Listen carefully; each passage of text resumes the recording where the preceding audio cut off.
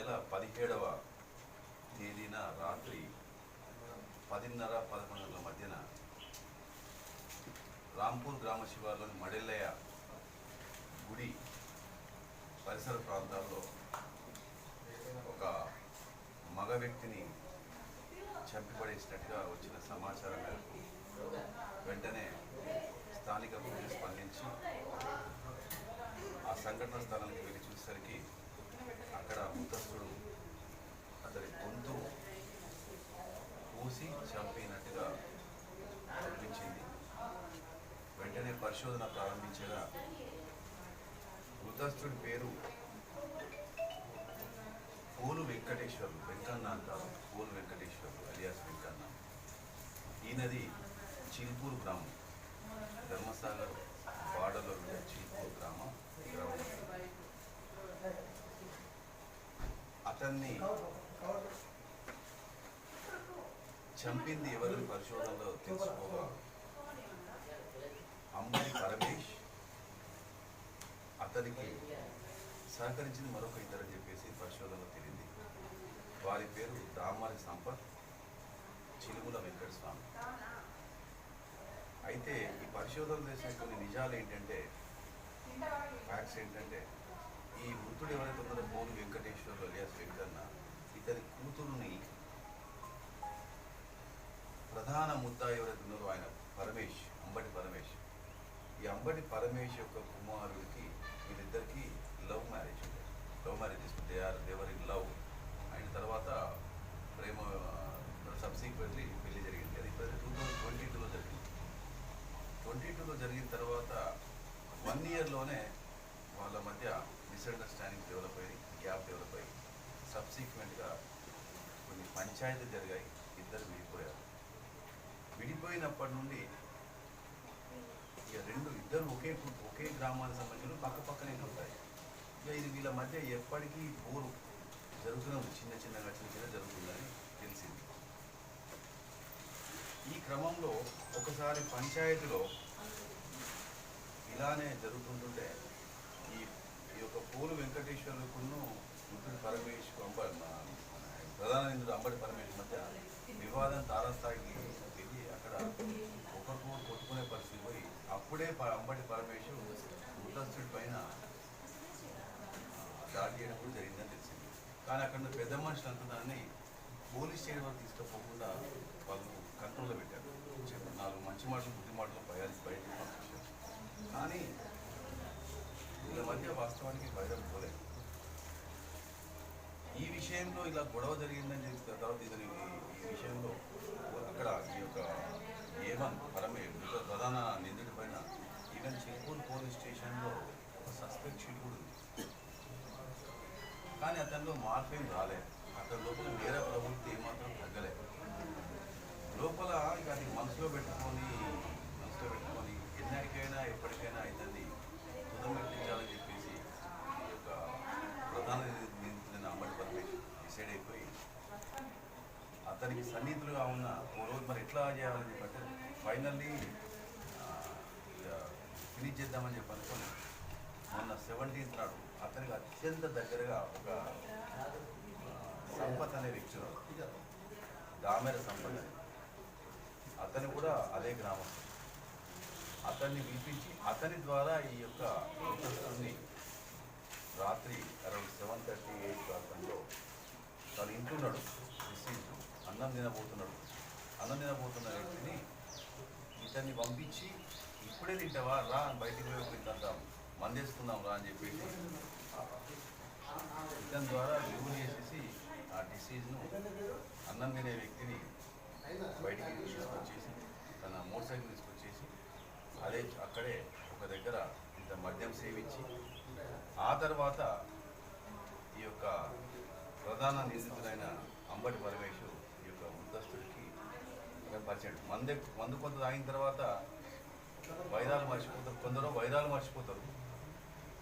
వైరాలు పెంచుకుంటారు. సో ఇక్కడ ఏమైనా మృతస్థుడు కాస్త ఆ యొక్క నిషాలో కాస్త ఇద్దరి మధ్య వైరాన్ని కూడా మర్చిపోయి అతనితో నమ్మాడు. ఈ మృతస్థుడు ఇంట్లో ఉన్నప్పుడు ఇంట్లో వాళ్ళ కూతురు, వాళ్ళ భార్య అందరూ ఉన్నారు. వాళ్ళందరి సమక్షంలోకి వెళ్ళి ఈ దామెర సంపత్తు ముత్తస్తుని రమ్మని తీసుకొని పోయాడు, తన మోసలు తీసుకొని పోయాడు. ఇంట్లో వాళ్ళకు ఏది ఎటుపోతున్నా ఈ రాత్రి ఎందుకు అని చెప్పేసి అనుకుంటుంది, కానీ ఇంత దాకా అయితే చెప్పి అనుకోలేదు. అతను తీసుకొని పోయాడు. తీసుకొని పోయి ఈ ప్రధాన నిధులకి కల్పించాడు. తర్వాత ఒక దగ్గర అందరు కలిసి తాగారు. ఆ తర్వాత ఈ ప్రధాన నిందితులను మృతస్తులు కలిసి ఒకే బండి మీద ఎక్కి ఇంకో దగ్గర ఇంకా పోదామని చెప్పేసి మళ్ళీ ముందుకు పోతూ మా రాత్రి కానీ నువ్వు ఎట్లా తినలే కదా, తాగినాం కదా, ఇంత కాచిపేట పోయిందంతా బిర్యానీ తిందాంపా అని చెప్పని బండి మీద ఎక్కించుకొని వస్తూ ఆ రాంపూర్ శివారికి వచ్చి మడిలయ్య గుడి దగ్గరికి వచ్చినాక సిద్ధాంత రావుదాంపా పక్క పోదాంపా అని చెప్పి తీసుకొని ఆ నిషాలు ఆయన ఉన్నాడు. ఇద్దరు పోయిన తర్వాత తను ఆల్రెడీ డిసైడ్ అయిపోయి ఇచ్చాడు. ఎవరు? ప్రధాన నిందితుడు. అతడు తన వెంట కారప్పొడి ఇచ్చాడు. ఇక్కడ రెసిస్ట్ చేస్తే చేతులు ఫ్రీ ఉండదు. చేతులు కళ్ళల్లో కారం జరిగితే కళ్ళు నలుచుకుంటుంటాం. ఈ నలుచుకునే క్రమంలో ఏం చేసింది, ఆ యొక్క చిల్లీ పౌడర్ తెచ్చి ఆ చిల్లీ పౌడర్ జల్లి సడన్గా తన వెంట తెచ్చుకున్న కత్తితోని గొంతు కూర్చోడు. విపరీత రక్తస్రావం వచ్చింది. ఆల్మోస్ట్ స్పైన్ మాత్రమే ఉంది, దిగిపోయింది. అక్కడిక్కడ చనిపోయిన తర్వాత వెంటనే ఇతను తనకి ఇంకొక సన్నిహితుడు, ఆ సన్నిహితుడు అతని పేరు చిలుముల వెంకటస్వామి. ఇతని దగ్గర రాంపూర్ రావు. ఇద్దరి మధ్య మంచి ఫ్రెండ్షిప్. అతనికి అంతకుముందు ఈ యొక్క సంఘటన, ఈ నేరం జరగకముందు అప్పుడప్పుడు ఏంటంటే చంపితే ఎన్ని రోజులు శిక్ష పడుతుంది, బెయిల్ ఎప్పుడు వస్తుంది, ఎట్లుంటుంది పరిస్థితి, మరి రావచ్చా, ఏమైనా ప్రాబ్లం అయిందని చెప్పి అతనితో సలహాలు తీసుకోవడం. అతనితో సలహాలు తీసుకుంటే అతను చెప్పడం, పోతే ఒకరు ఎన్ని రోజులకు వస్తాం, ఇట్లా మాట్లాడుకొని ఇది ముందు మాట్లాడడం జరిగింది. తర్వాత అయిన తర్వాత మళ్ళీ అతనితో మాట్లాడి చెప్తే మళ్ళీ అతనికి సంప్రదించడం కూడా జరిగింది. అంటే కంప్లీట్గా ఏంటంటే మృతస్థుడు చేయబోయే పనిని పూర్తిగా వెంకటస్వామి తెలుసుకుంటూ కనీసం స్పందన లేకుండా ఉంటూ చివరికి అతను ఆ నేరానికి ఇన్ని రోజులకు వస్తుంది, నేను చూసుకుంటా, ఈ రకంగా చేస్తాను, ఈ రకంగా చేస్తాను, నీకు ఈ రకంగా చేస్తాను అని చెప్పేసరికి అటు ఒక వ్యక్తితోనో మృతస్థుని పిలిపించుకున్నాడు. ఇంకో వ్యక్తితోని ఒకవేళ నేను పోతే ఎట్లా, ఎవరెవరు రిటైర్ చేయాలి, ఏ రకంగా నువ్వు తీసుకొస్తావు, ఏ రకంగా బయట తీసుకొస్తావు అని ఈ రకంగా వారిద్దరి సహాయ సహకారం తీసుకొని అతన్ని మృతస్థుని కాస్త చంపడం జరిగింది. ఇదంతా పరిశోధనలో మొత్తం సాక్ష్యాధారాలతో సహా బయటపడ్డాయి. ఈ పరిశోధనలో ఇంకా కొన్ని విషయాలు తెలిసిందంటే ఈ ముగ్గురి మీద కూడా నేర చరిత్ర ఉంది. ఈ ముగ్గురి మీద ఈ అంబటి పరమేష్, దామెర సంపత్, చిలుముల వెంకట, ఇలా ముగ్గురి మీద నేర చరిత్ర ఉంది. ఈ యొక్క ప్రధాన నిందితులైన అంబటి పరమేష్ మీద అక్కడక్కడ మొత్తం ఇప్పుడు 6 క్రిమినల్ కేసులు నమోదయ్యాయి. 6 క్రిమినల్ కేసులు.